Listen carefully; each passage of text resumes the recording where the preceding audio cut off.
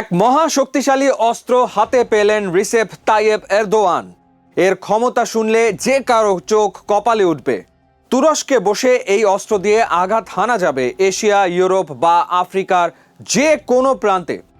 কোনো আকাশ প্রতিরক্ষা ব্যবস্থা রুখতে পারবে না এই দানবকে।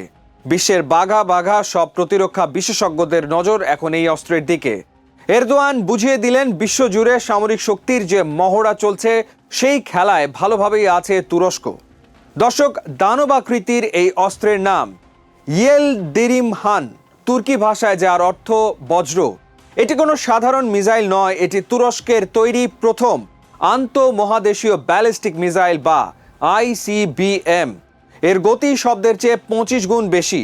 এর ভেতরে আছে 4টি শক্তিশালী রকেট প্রপালশন ইঞ্জিন, যা জ্বালানি হিসেবে ব্যবহার করে তরল নাইট্রোজেন টেট্রাঅক্সাইড। প্রায় 3000 কেজি ওজনের যুদ্ধাস্ত্র পিঠে নিয়ে এটি অনায়াসে পাড়ি দিতে পারে 6000 কিলোমিটার পথ। কিন্তু হঠাৎ তুরস্কের মতো একটি দেশ কেন এমন এক মহা অস্ত্র বানানোর কথা ভাবল? আর এই ইয়েলদিরিমহান নিয়ে বিশ্ব রাজনীতিতেই বা কি তোলপাড় চলছে, চলুন পুরো বিষয়টি বুঝে নেওয়া যাক। আসলে পুরো বিষয়টা যতটা না সামরিক শক্তি, তার চেয়ে অনেক বেশি আত্মমর্যাদা এবং কূটনীতির।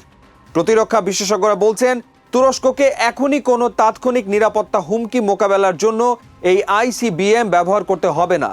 তাহলে কেন এই আয়োজন? সহজ কথায়, তুরস্ক বিশ্বকে দেখাতে চায় আমরাও এখন মহাশক্তিশালী দেশগুলোর ক্লাবের সদস্য। যে প্রযুক্তির সাহায্যে একটি ICBM তৈরি করা যায়, ঠিক একই প্রযুক্তি ব্যবহার করে মহাকাশে স্যাটেলাইটও পাঠানো যায়।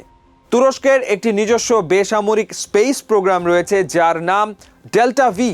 এই মিসাইলের প্রযুক্তির সফল উন্নয়ন মানে তুরস্কের মহাকাশ জয়ের স্বপ্ন এক ধাপ এগিয়ে যাওয়া।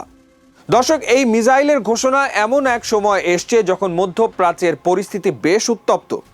একদিকে আমেরিকা ও ইসরায়েলের সাথে ইরানের যুদ্ধংদেহী পরিস্থিতি, অন্যদিকে গাজা ও লেবাননে ইসরায়েলি আগ্রাসন নিয়ে পুরো অঞ্চল উত্তপ্ত।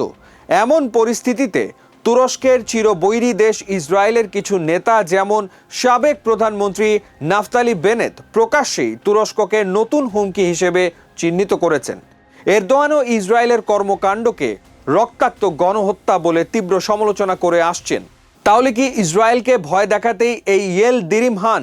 বিশেষজ্ঞরা বলছেন বিষয়টিকে শুধু ইসরায়েলের ফ্রেমে বন্দি করলে ভুল হবে। তুরস্কের চারপাশটা এখন অস্থিতিশীলতায় ঘেরা।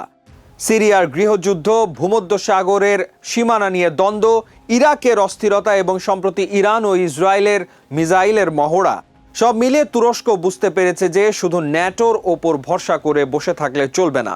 সার্বভৌমত্ব রক্ষা করতে হলে নিজের হাত শক্ত করতে হবে। এই মিসাইল তাই তুরস্কের একটি আগাম সতর্কতামূলক পদক্ষেপ, যাতে ভবিষ্যতে অন্য কোনো দেশ তুরস্ককে চোখ রাঙানোর সাহস না পায়। দর্শক, আর একটা বিষয় এখানে লক্ষণীয় যে তুরস্ক একসময় সামরিক খাতে পরনির্ভরশীল ছিল, সেই তুরস্ক এখন বিশ্বমানের রপ্তানিকারক।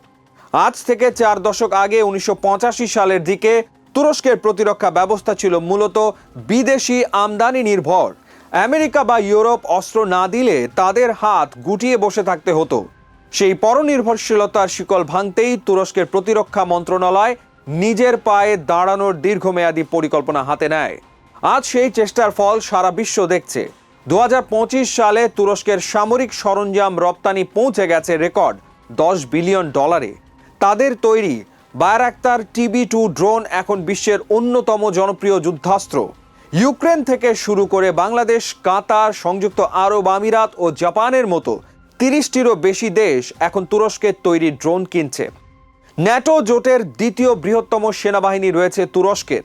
জোটের সিদ্ধান্ত অনুযায়ী তারা 2035 সালের মধ্যে তাদের GDPর 5% প্রতিরক্ষা খাতে ব্যয়ের প্রতিশ্রুতি দিয়েছে।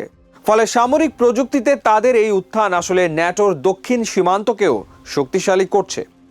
দর্শক, ইয়েলদিরিমহান মিসাইলটি এখনও পুরোপুরি তৈরি হয়ে আকাশে ওড়েনি, কিন্তু এর ঘোষণার মাধ্যমেই আঙ্কারা বিশ্ব দরবারে একটি স্পষ্ট বার্তা পৌঁছে দিয়েছে। তুরস্ক আর 5টা সাধারণ দেশের মতো নয়। তারা এখন বিশ্বমঞ্চের এমন এক খেলোয়াড় যাকে কেউ চাইলেই হুমকি দিতে বা কোণঠাসা করতে পারবে না। অর্থনৈতিক ও ভূ রাজনৈতিক সংকটের এই ঘূর্ণাবর্তে দাঁড়িয়ে প্রেসিডেন্ট এরদোয়ানের তুরস্ক এই বার্তাটি খুব জোরে সোরে দিতে চেয়েছেন।